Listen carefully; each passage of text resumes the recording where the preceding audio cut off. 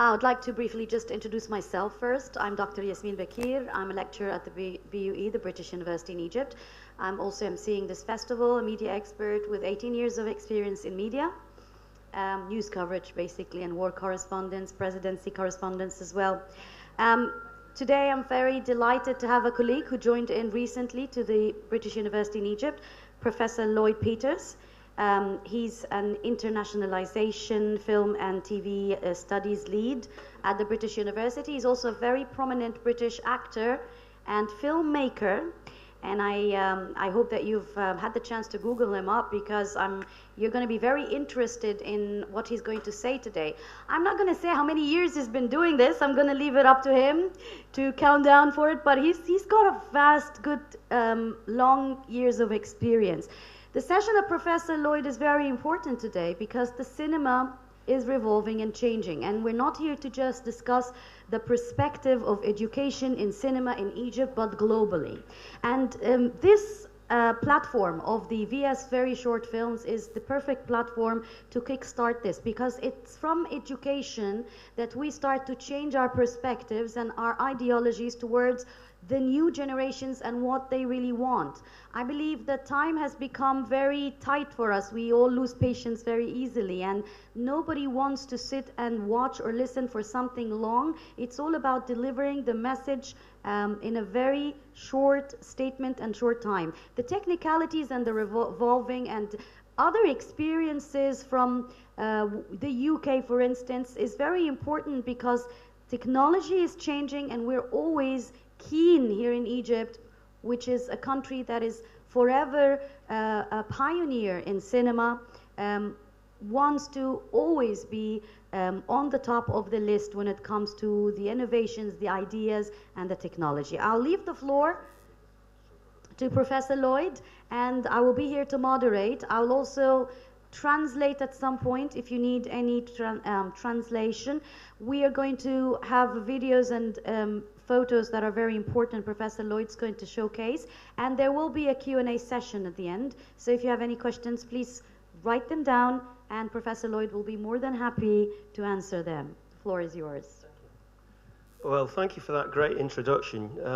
You don't want to be my agent, do you? That was really, thank you. If you're paying me well, maybe okay. I'll think about it. Okay. Well, I'm going to read this.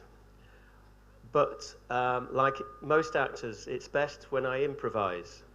And as you know, the best improvisation has been very carefully rehearsed. So, dear esteemed guests, filmmakers, film watchers, festival organizers, jurists, academics, colleagues, creatives, educators, students who've come a long way today, and yes, secret gate crashers. Are there any secret gate crashers here? Can you not show them straight? I'm not sure how am I going to translate that, Lloyd. I'm a bit worried, but gate crashers, people who are not invited. Oh, okay. No, I think everyone is here because they are keen to be. Thank God. Thank you for explaining that. What is it in Arabic? I still don't know. Oh, okay. الغير مرغوب فيه, maybe that's what it means. Welcome. All are welcome here to this seminar. It's not a master class, it's a seminar which I will be taking questions and answers, and your contributions will be as important as mine, I'm sure. So my name is Lloyd Peters. I am lead for internationalization and film and TV studies at the British University in Egypt. I'm from England, but please don't hold that against me, because I'm half Irish, which saves me. So please only half dislike me. So if you want to find out more about me, I have a website, which is lloydpeters.uk. One word, lloydpeters.uk. Though the name Lloyd has yet to be spelt correctly. I've been here a month, exactly a month, and no one has yet been able to spell my name correctly, which is Lloyd. You don't spell my name correctly back in I your don't, country. You call me Yasmin. Yasmin for some Yasmin. reason, and it was never a Z in my name. Okay. But, Touché, as they say in French. But I really need the click count, so please look on there. So yes, as described, I'm a filmmaker, actor, writer, director, and producer for over 30 40 maybe, well, let's say a long time. That's why I didn't count you, see. Okay. And I've been invited to give this address about media and film education in Egypt. But as I've only been in this wonderful country a month, please allow me to broaden the subject to reflect a global perspective. First of all, I must say I'm very enormously grateful and honoured to be given this opportunity to speak about these issues. There are so many people to thank, but happily previous speakers have saved me the embarrassment of pronouncing their names incorrectly, Yasmin, because my Arabic pronunciation is daif. Mine too, I swear. That got a bigger laugh at BUE Film Festival, by the way. Tip 1, always know thy audience. However, I would like to say that I wouldn't be here today if it wasn't for the enormous efforts of the festival director. I don't know if he's had a round of applause yet. Professor Osama, is he here? And his wonderful team, Dr. Safar, is she here? No. And Professor Adel Salah, the inspirational dean of the Faculty of Communication and Mass Media at BUE, who sends his sincerest apologies for absence. We think of him. So I'll talk about 30, 40 minutes and leave time for questions and interactions from the floor. I think that's the most important bit. So, esteemed guests, I don't really need the assistance of ChatGPT to state the obvious, that we are living in an age of enormous change. All sectors of industry, science, and the arts are in a state of fundamental realignment and reorganization. It's a truism. And none more so than the arts sector, including all branches of media production, television, film, and radio. All these descriptions are in a state of flux. Now, this has a fundamental influence, no, imperative, on how we as educators in the higher education sector are compelled to respond in order to address and meet those challenges, particularly with regard to program and course structure, module design, and delivery. The context to these challenges is stark and enormous. For instance, in the UK TV and film industry, this has experienced a significant decline and reduction in production. In 2022-23, there was a 32% drop in film and high-end TV production. Reasons are manifold: reduced advertising revenue, higher investment due to high borrowing costs, inflation, industrial action, especially the 2023 Writers Guild of America strike, had an enormous influence on not just America, but Britain and Europe. The BBC, I've worked for the BBC for many years, is cutting thousands of jobs in my country, affected by a frozen license fee, and the future looks bleak for its unique USP, with the prospect of either a subscription model or advertising to help finance its future.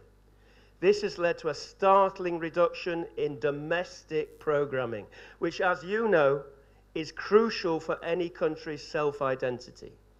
Importantly, for these people in the room here, international co-productions have plummeted by nearly 60% between 2022 and 2024.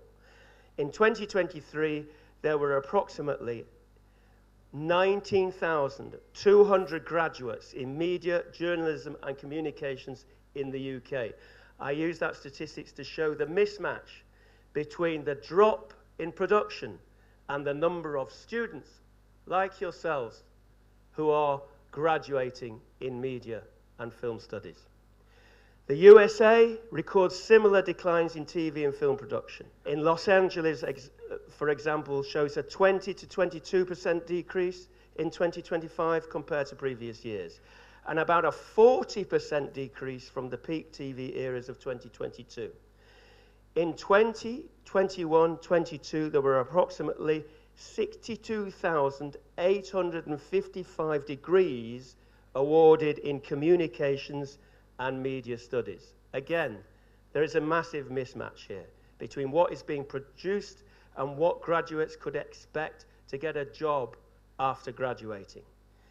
In Egypt, Cairo especially, the Hollywood of the Nile, as it was described, there is a slightly different story to tell. Key issues such as film piracy and difficulties of filming permissions, bankruptcy of many production oil companies resulted in a low of only, get this, 6 films a year in the 2000s. Although, happily, this has rebounded to about 30 annually by 2010. And there are some positive signs, let's not be all negative, of future production initiatives in Egypt, with the newly announced TV and film production in Egypt as the Ministry of Culture announces strategies to restore the once renowned film industry as an economic driver, and critically, as a dynamic tool to promote Egypt's cultural global identity.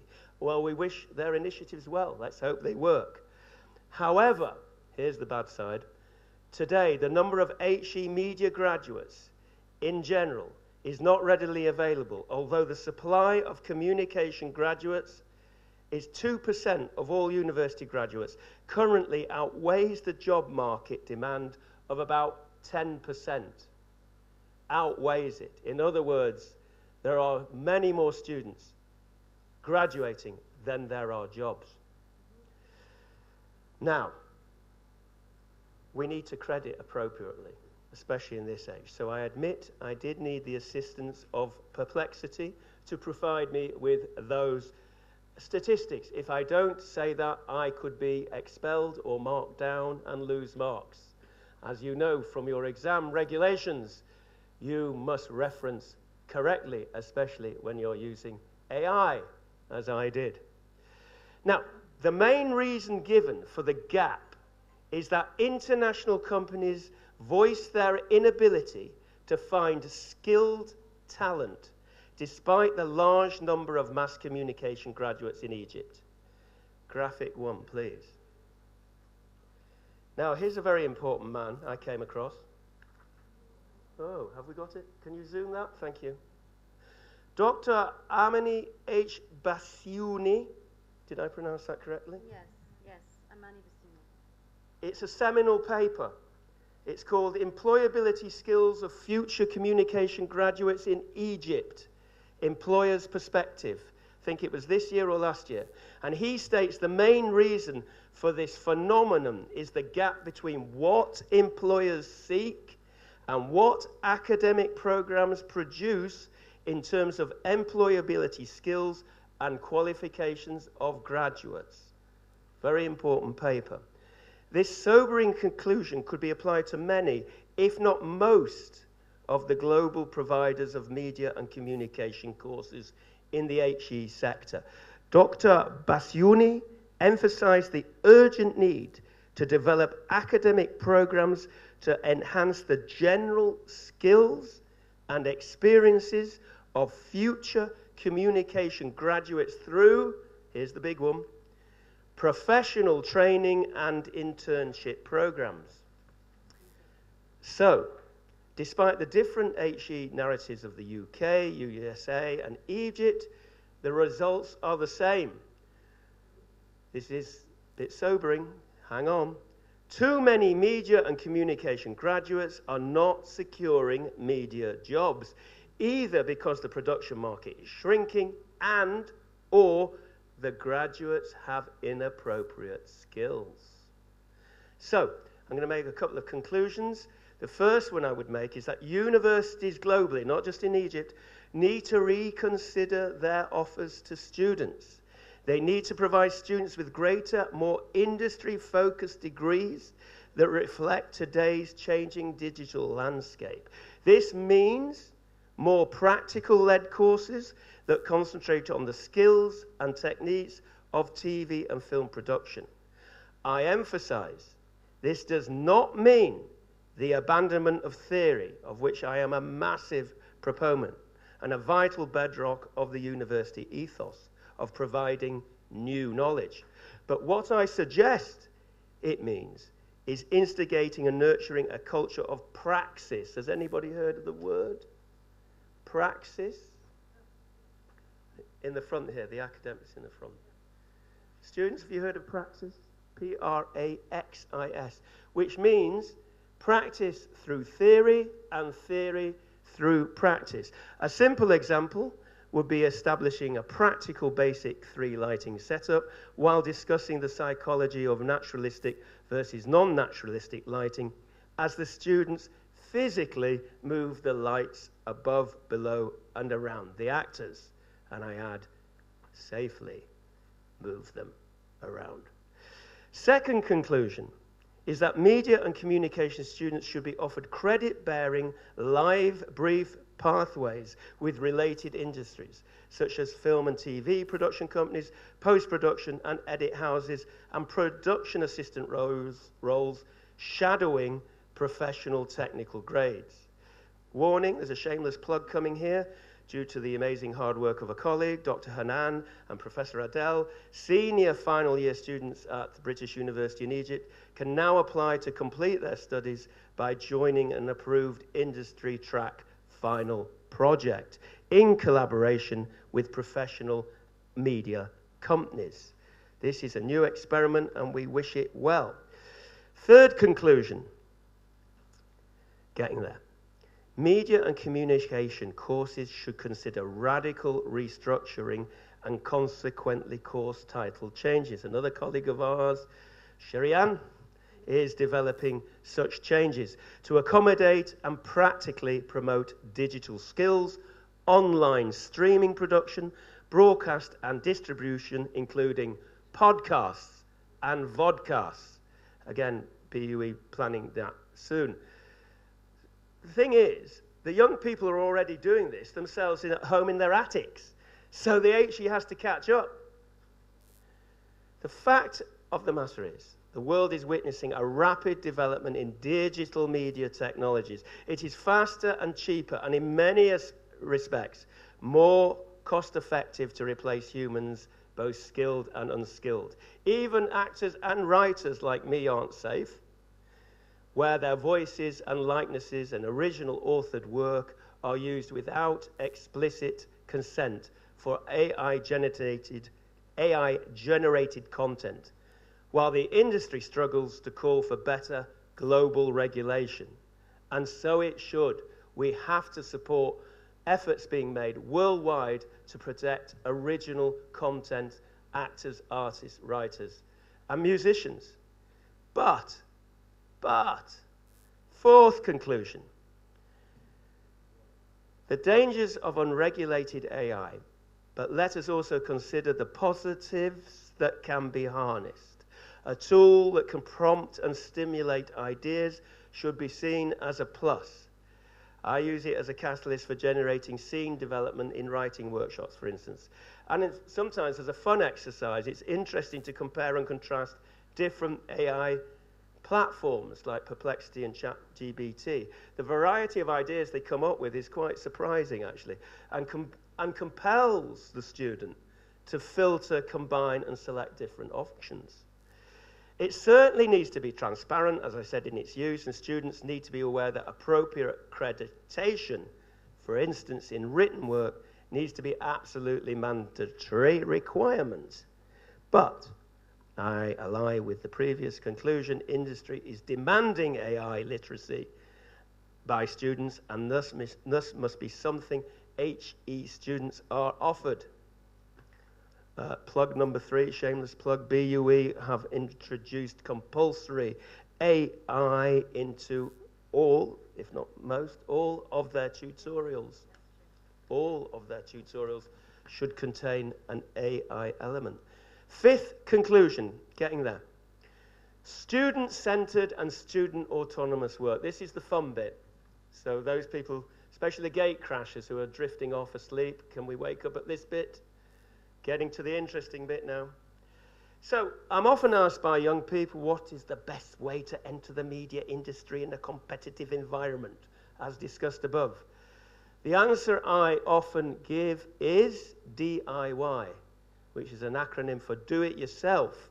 Students, through project-driven assignments, must be given the autonomy to produce their own work with staff assistance, of course. But that means creating work they really want to write and produce. I often ask in my classes, I say, okay, why do you want to do this film? Why do you want to make this film? This is your last film at university. Why do you want to make it? And you know what? Sometimes the students can't answer the question. They can't answer the question why they want to make the film. They often say, you know, it's just there to pass their degree. That's not acceptable. A learning environment must be created that allows students to write and produce original work they are crazily enthusiastic about, sometimes pushing the traditional envelope. So, I'm convinced that in an industry with so many graduates chasing so few jobs, the way forward for our students is the production of independent short film, which is why most of us are here. Even the gate crashers are here because of that. Here's one I made earlier. Could we dim the lights?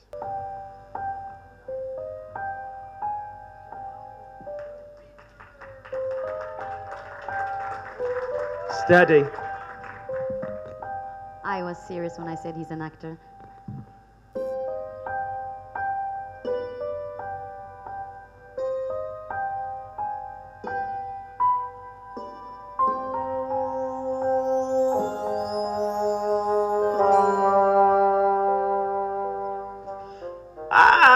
Come on in, let's have a look at you. Quite petite, yes. That's good. Boyfriend, have you got one? No? That's good. Can be a bit tricky, if you pardon the pun. You have previous stage experience. That's good. Amdram is nothing to be ashamed of, you know. We've all got to start somewhere. I myself went to drama school. Bit of a child prodigy by all accounts. Mother thought it'd be a good idea for me to get some proper training, to channel my talents, so to speak. But I really cut my teeth in the pubs and the clubs.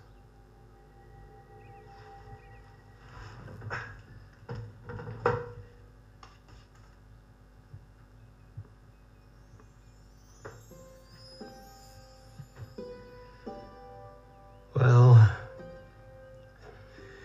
you did back then.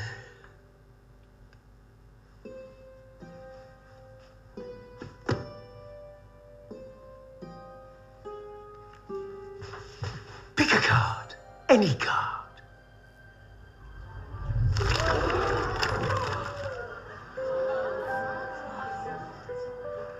That's my card.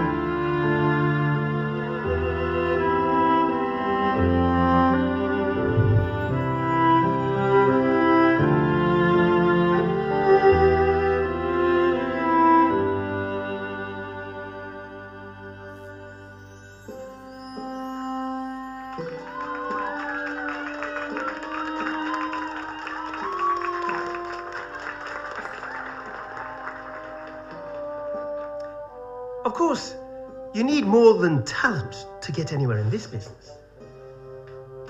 You need the 3 Ds. Drive, determination, and a dream.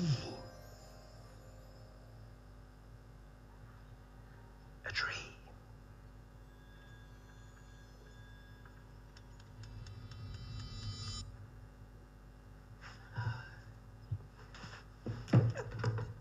Do you have a garden? For the rabbit hutch? I did mention in the advertisement. A second floor flat. Well, as long as there's somewhere for them to run around and stretch their legs.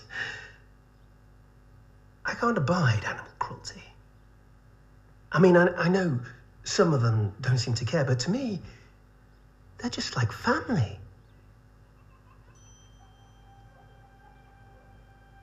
Family?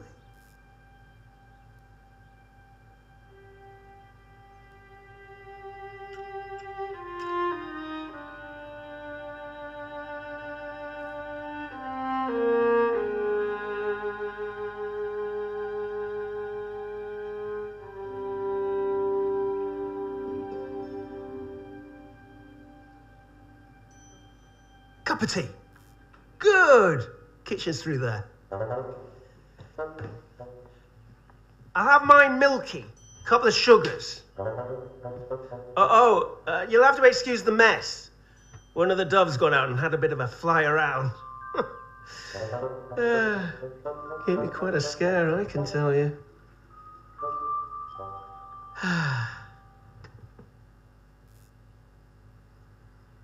She was my assistant.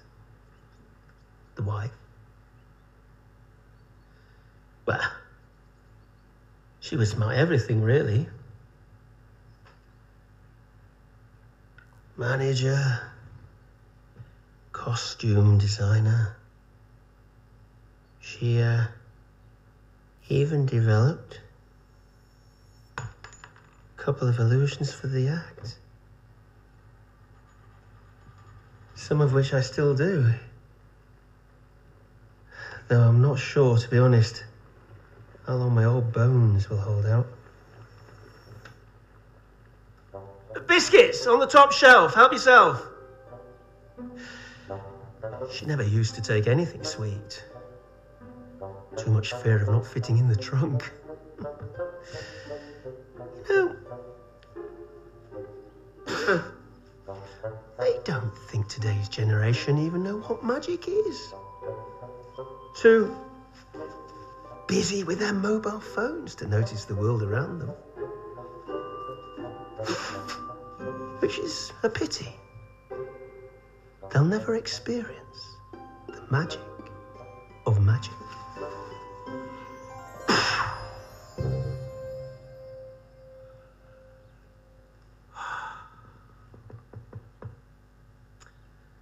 My brand of magic is a bit old-fashioned, I'm afraid. Bit like me.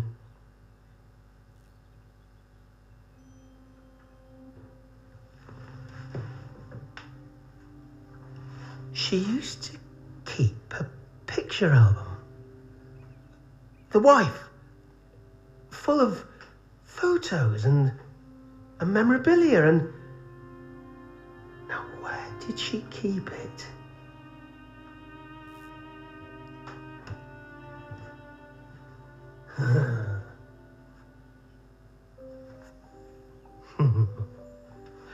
Red rabbit, white rabbit, white rabbit, red rabbit.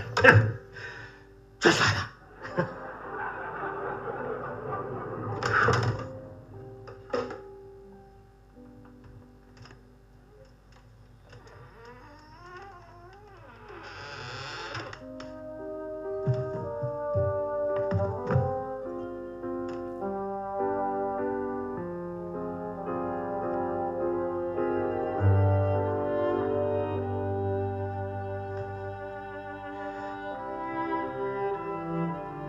She took it with her.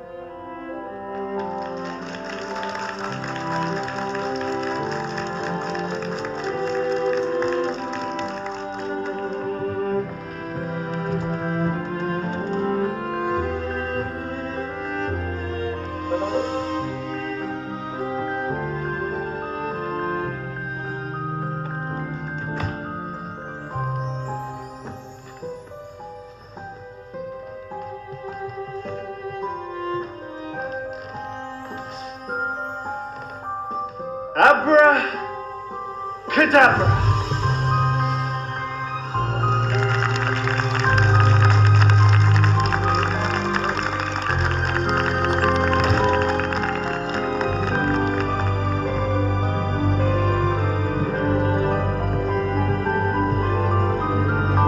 Abracadabra.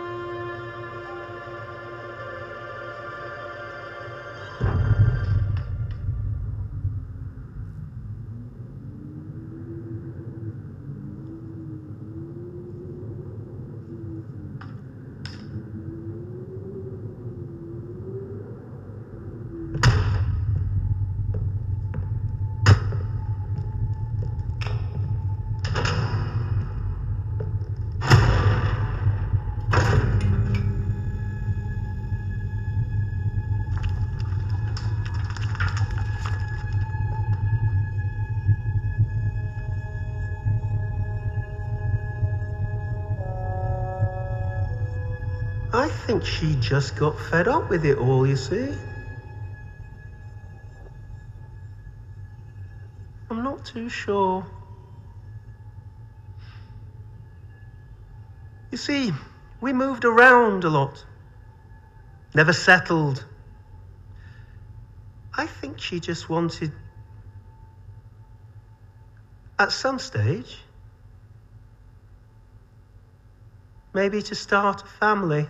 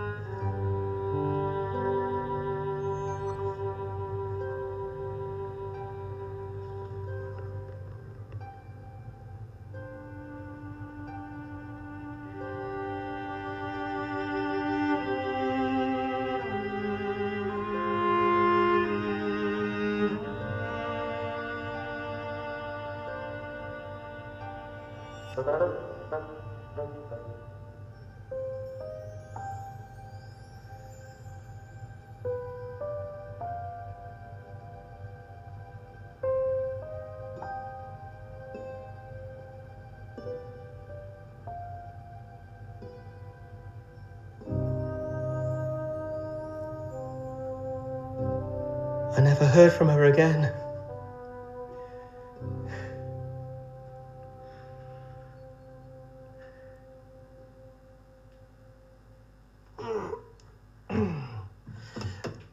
How are you with enclosed spaces, by the way, Or have I already asked you that question? Anyway, I once had this girl come for interview, and she hated enclosed spaces. I mean, I ask you, how the hell did she think that was going to work, I mean, she fell into a sweat every time I showed her the thing.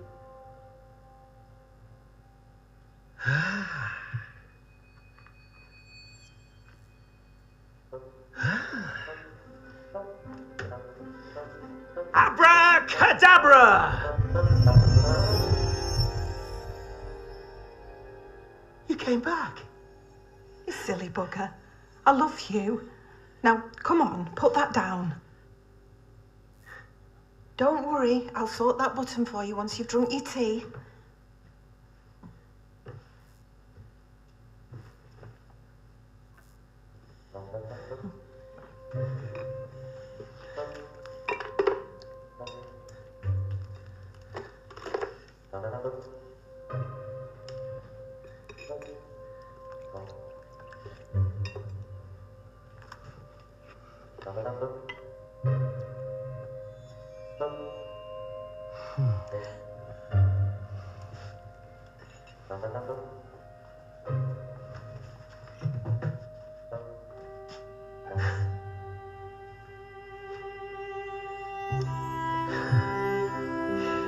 You came back.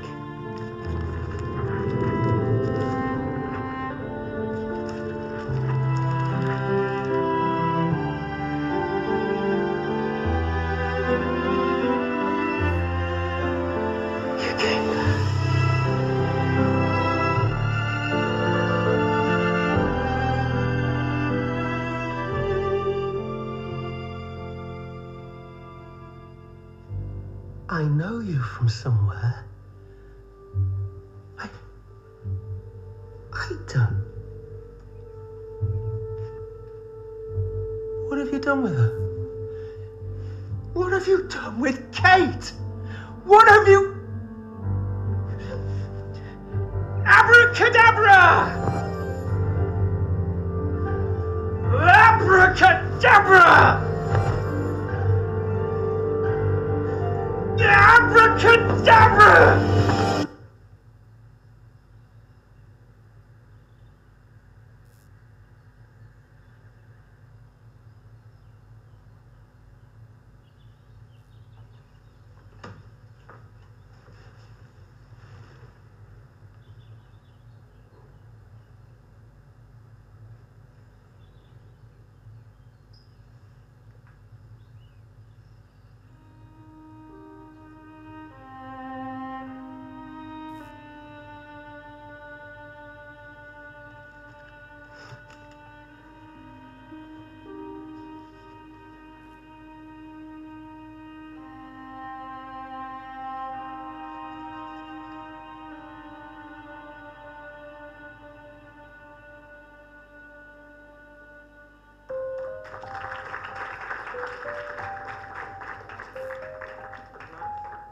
just to say, do you want to show the other graphics? The film's done very well in short film festivals.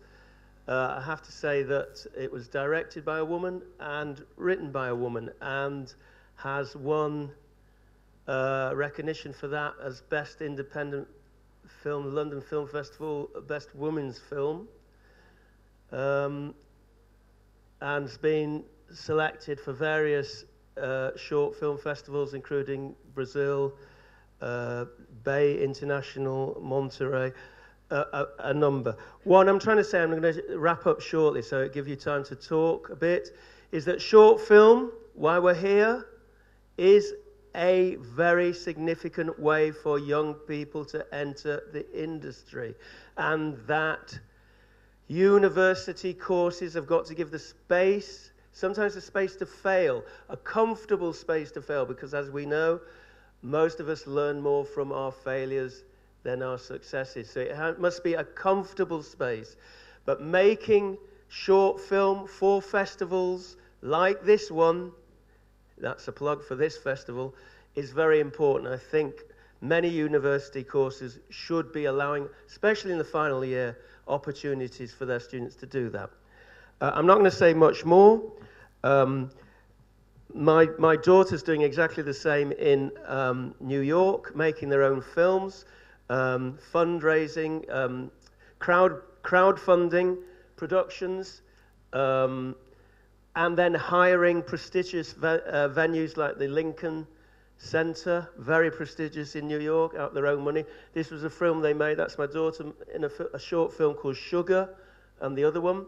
That was packed out at the Lincoln, I don't know if we've got that one, at the Lincoln Film Cinema. They're called Good Shout Productions. Basically, young people are making their own films, and higher education institutions should be encouraging that. It is a way forward. I'd like to stop now. I said enough. I'd like to thank you for all your patience and attention. And now I'd like to hear from you, especially the young creators of the future, and especially the gatecrashers. Thank you very much, Professor Lloyd Peters, for that wonderful advice and work, basically. It's the first time I actually see interesting work for you. If you have any questions, and I'm sure you have anything to do with higher education and inquiries concerning, if you are seniors with your graduation project year, if you have anything concerning the industry itself and possibly a shared experience Professor Lloyd can transfer to you or help advise you on, please raise your hand and we'll take you question by question. You can ask your question in Arabic. I can translate here for you, so you don't have to worry about that. Does anyone have any questions? Yes. Do you mind if I take the young person? Yes, please. Interested to know your point of view about AI and how it deals with short movies, especially. That it's so easy to make. Nowadays, we see that we see these examples. A whole or entirely short movie, AI powered, even in sound or audio or even the actors. So, and we can not differentiate it about with another real movies. So how to? And this is a fear for any creative, by the way. You know, of course. So that's it. I did address it earlier in that there are dangers, especially for creators whose work might be plagiarized without credit or recognition. I did say that. Yet a number of films are enhanced by the use of AI, and that young people really ought to know how to use it with credit. They've got to credit it, especially in exams. But I think it is a danger, and I think very strongly that the world has got to have some kind of global legislation to protect creatives. Even someone like Paul McCartney of the Beatles said that he wouldn't be around if it's not protected, his music. So it's pluses and minuses. We're in enormous flux. The new generation of AI is scary beyond belief, and we need to keep watching what's happening there. That's why I think legislation is so crucial. But the genie is out the bottle. We can't put it back in. We need to know how to use it creatively, but with credit. that we need to use it responsibly, I think. Okay, thank you. I would like to add on that as well, also as a lecturer and a media expert in years. I mean, we even try to integrate that in our faculty at the British University in Egypt. We should not be afraid of using AI. We should learn how to use it. And that's the role of lecturers and professors, to guide students on how the AI is something that should be there by default to help you with being more creative, help you with being more timeless, and to use it accurately with the right prompt. So it's not like the fear of it replacing you or that your job is not going to be valuable. It's how, together with AI, to make it the best version possible in the shortest time possible with the least cost possible. Thank you very much. We have a question. I'm going to take the madam here first, and then we'll go back to you, Alice. Madam Alice. When was the last time you were called a madam there? Yeah. So I just wanted to add, so there's, Cannes has just created for the second edition last year World Artificial Intelligence Film Festival, which might be appealing for some students. And this is the second edition. It's going to take place in Cannes in April. I believe 19 to 21 of April. Then, but on the other side, I see a big problem in regarding who is going to have access to technology in the future. I don't think it has been discussed. This has not been discussed yesterday when we also spoke about AI. So the big challenge we're going to face in the future is who technology is not going to be free. And not everybody is going to have access to technology, and only if we have access to technology, we're going to be able to be part of the game. So this is a big thing. I have some other comments, but we will do later. Okay, we are running out of time, and I know we are over time. We came in, unfortunately, a bit late here. No, you're absolutely right. It's the English expression, the elephant in the room, that no one really is discussing is who is in control of the technology. And that's a very big political issue for governments and creatives. Like, we should not be excluded from the conversation. But in the end, it's a government decision about how that industry, the whole AI industry, is managed, looked after and legislated, but it's got to have input from the creatives. I should add, the last point that I didn't make is that regardless, university is an amazing place to go to. Regardless of all the things that we've said today, it's still a life-changing event. My best friends are still all those from university. So I hope I didn't put anyone off. University is still the greatest place and privilege to be at. I ought to make that clear. We've got one more question, is that right? Yes, unfortunately, I'm sorry, because Director Faye is his session is coming up, and we started late. We have one more question, please. Yes, please have. Okay, let's make it short. I'm sorry about that. Okay. I just wanted to ask. So you've been in Cairo or in Egypt for a month, and you've been exposed to the Egyptian culture, and you have a lot of students who you view their work and their short films. So I just wanted to ask, how do you view, what the main difference between the Egyptian short films and the other one in Europe and America? What do you think that we should keep, and what do you think that is holding us back and we should change? Fantastic question. The best questions always come from the young. Well, I'll probably get deported now, but of course there are some things that are holding young people back, and they are political. There's a number of no's that, my students aren't allowed to touch. One of them is overt politics, overt sexuality, overt religion, overt swearing, overt this, that, and I think those things in time will have to be discussed. It has to be a movement from the young, I feel. A lot of students, I'm saying, they have access to all this material already online and will not be held back eventually.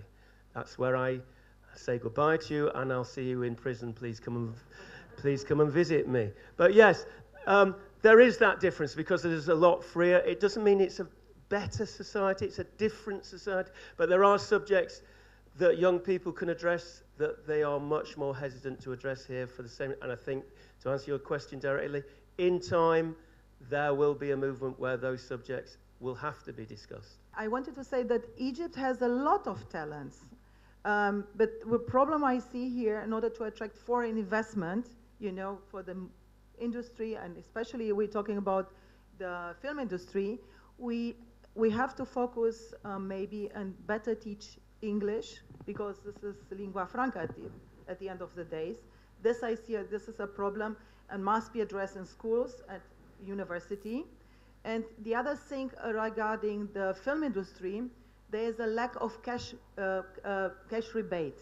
So in order to attract foreign investment. This is, I think it might be, I think they're planning to do this. Look at Saudi Arabia, they have 40% cash rebate. You guys did a good job. So Egypt must also follow this example. And I think that, as you mentioned, there are some initiatives coming up, and they're going to focus this. They were aware of this lack. Hello, Mr. Lloyd. My name is Islam Salah. I'm a student in a filmmaking institute in Cairo. As you mentioned earlier, that the genie is out of the bottle regarding the AI, and we have to use the AI later on in the future. I was wondering if the AI later on would affect the human touch in our movies in the future. Because I started to realize that the more technology that we use in our films, the human touch started to fade, in my personal opinion. Would that affect it that much in the future? Wow. Potentially, yes. I mean, I go to Hollywood, really, where a lot of AI and computer-generated, for instance, animation. Any animation fans here? No? Okay. So, you know, audiences actually noticed psychologically, maybe not technically, the difference between cell animation and digital and computer animation.